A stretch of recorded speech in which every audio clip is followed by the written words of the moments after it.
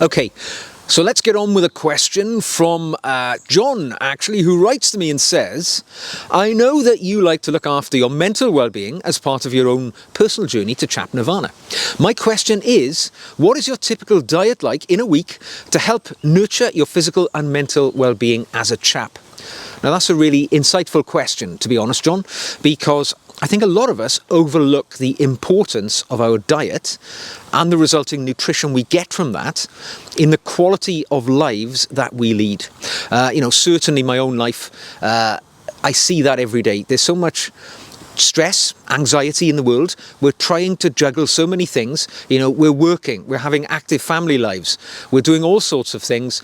Sometimes eating properly and eating well is one of those things that we sacrifice for the time that we put into other things. I have to say, I used to fall into that, definitely. But the impact of good nutrition can't be overestimated, particularly as you say here about, let's have a look, your physical and mental well-being. Both of them go hand in hand. Absolutely, surely they do. And at this stage of my life, I definitely subscribe to the old adage, you are what you eat. If you put rubbish into the body, rubbish is the outcome you're going to get. If you eat well, you eat cleanly, you're going to get a far better outcome, which is more in keeping, I think, with what most of us would like to have in life. And this is a major problem in our world today, all right? Because I live here in the UK, all right? And this is a very, well, we wouldn't say it, but it's a fairly wealthy, first world, highly developed Western country. And we've got more food than we need. All right, and I know we've got more food than we need because looking at statistics from the World Obesity Observatory, I can tell you that about 30% of the UK population are graded as obese, and another 30-odd% are graded as overweight. So more than half of the population probably should or could do with losing some weight to get a healthy balance to their lifestyle. And if you live in America, the world's largest economy, you've definitely got more food than you know what to do with, because 40% of the population are graded as obese. And this has really significant knock-on effects to things like healthcare, our longevity, how long we're going to live, and not just the quantity of life that we lead, but the quality of life that we lead. If we are obese, we're not going to be active, we're not going to enjoy life in the same way as we could if we were perhaps more closely aligned to what we eat and the nutrition that we get from it. So there we are. So in my own life, I'm going to be totally honest and upfront. For the majority of my life, I didn't really think much about food. As a younger kid, I was quite chubby. I was really fed well by my mum, and I was definitely a slightly chubby kid. Didn't think much about it at the time, but then when I left home, joined the military, I can tell you now, if you want to lose weight and you're chubby, join the military, they'll soon knock that fat off you. And, I was quite lean and quite fit as a younger fellow. But then when I left the military, I went into another career in law enforcement, and that involves working shifts. And that is not a healthy place to be if you're not very disciplined when it comes to your diet.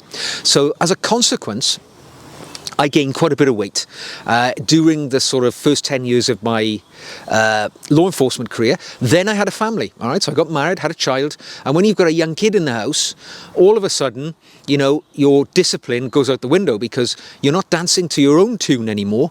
You are, all of your existence is based around another human being who's utterly dependent on you. And you start to eat when you can. You don't necessarily eat the best. And I certainly fell into that category. But when I hit my really early 40s, I had a bit of an awakening. I saw a photograph of myself, and I will share it here, because it reminds me all the time of what I have to strive to avoid going back towards.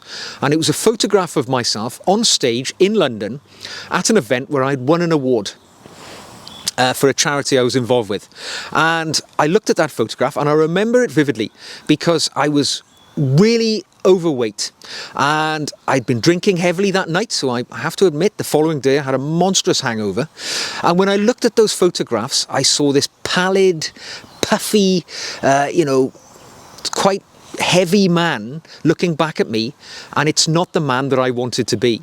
I had lost a lot of my self-esteem, my self-confidence was very low. I definitely wouldn't have put myself in front of a camera because I didn't like the way that I appeared. I was not the best version of myself or the version that I wanted to be. And I took myself in hand and I embarked upon a regime of healthy eating and increased physical activity. And within 6 months, I had lost a really substantial amount of weight.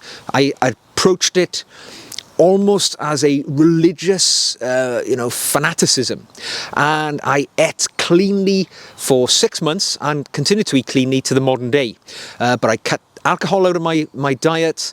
I cut things like carbohydrates out of my diet, like bread and things like that, which formed a large part of my diet at that time.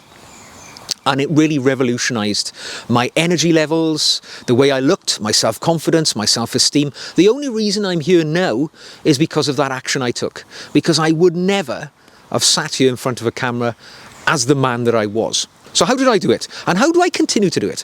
Well, first of all, when it comes to sort of mental well-being, there are lots of things which we need to be aware of about the way that we eat will have an impact on it. And I've made a few notes, so I'm going to share them with you. So first of all, mood regulation. All right. If you eat poorly, you're not going to feel good about yourself. You're not going to have the energy you need.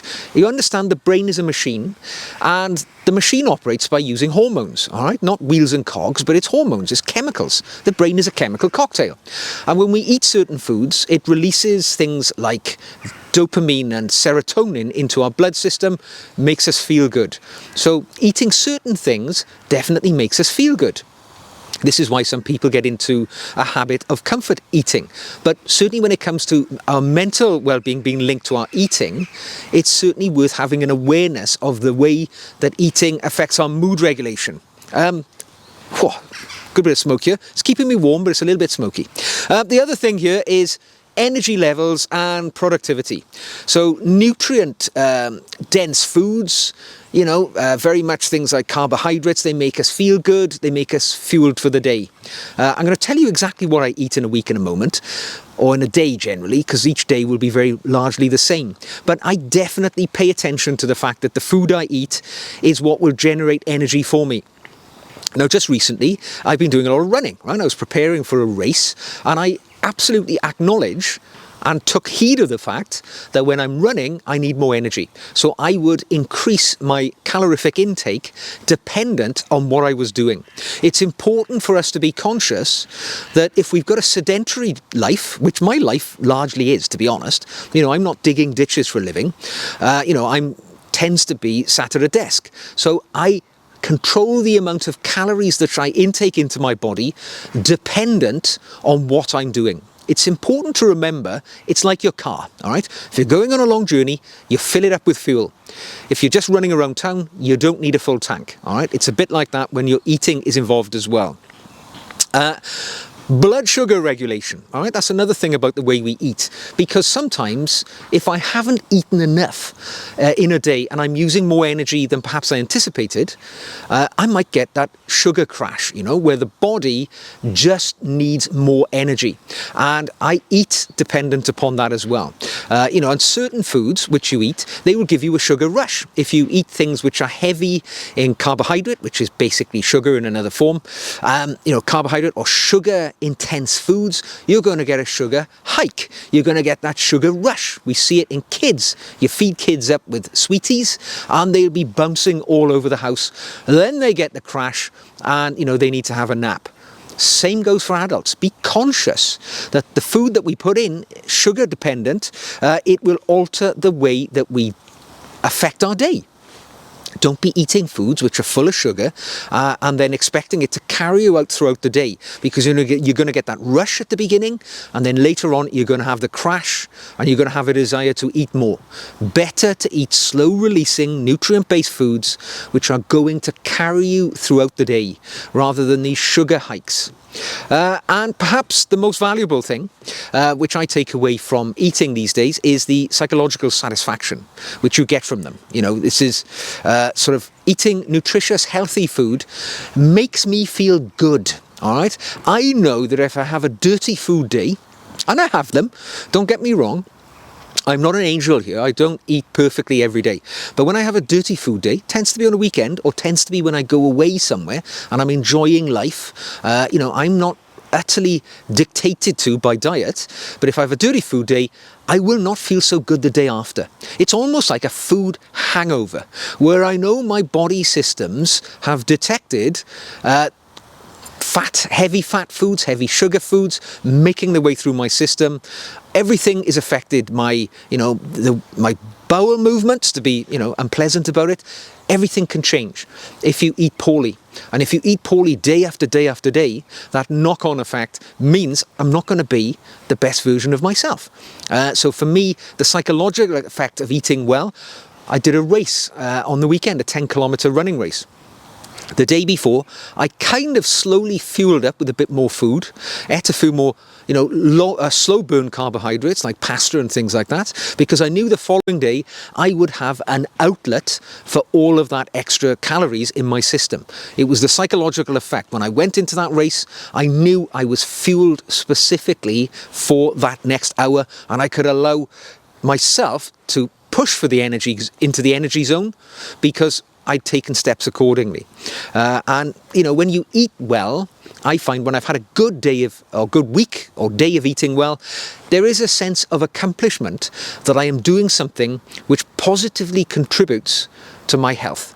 It makes me feel good, and then it propels me into the next day wanting to eat better into the next day as well. Okay, so what do I eat? Well, I know what I eat because I keep a track of my daily diet. It's a little sort of knock-on effect I've had from my days when I consciously, deliberately lost a lot of weight in my early 40s, well over 10 years ago now. But it's something I've done. I have tracked my diet ever since, and it allows me to stay on top of it all. So I keep a track of it in my journal, and I can look back and I can tell you what I eat in a typical week. So most every day of the week, my breakfast will be the same.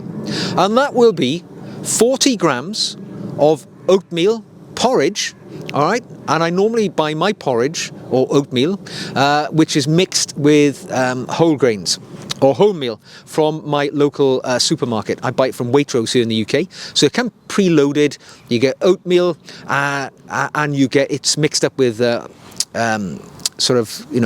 roughage stuff as well. 40 grams. It doesn't sound much, but when you put it into the bowl, and I have mine with water, all right? I don't have milk with it. It's oatmeal and water only. I cook it up in the microwave. It takes about 4 minutes, and then into that I will chop up a banana, and then I go cruising in the fridge to find whatever soft fruit I have. So I normally have some strawberries, raspberries, or blueberries, or if it's a good day, all of them, and that is my breakfast in its entirety, with a cup of tea. All right, with a cup of tea. I have milk in my tea. I don't take sugar, so a cup of milky white tea with porridge. That's my breakfast. All right, that is it. Now mid-morning, maybe about 10 a.m, I might feel a little peckish, but I don't give in to the cravings. I will have an apple or a banana at the midpoint of the morning. And if I'm going out for the day, I take an apple or a banana with me. So I'm prepared, because eating well often means thinking ahead. All right, so if I'm going out on the road, if I travel for work, I will take my food with me. So apple or banana mid-morning. Then about midday, and I normally take lunch about 12:30. So I spread my meals evenly-ish throughout the day. My lunch is the most variable meal of the day. All right, so breakfast is always the same, but lunch depends on where I am and what I'm doing.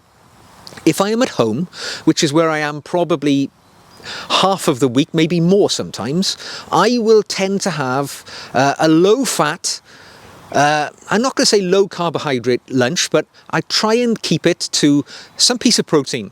So I will typically have smoked salmon on some sort of low-calorie crackers, or rice crackers, or something of that nature, because that gives me something quite tasty to eat, and the bulk of the sort of crackers as well fills you up. I might have a banana or an apple along with that.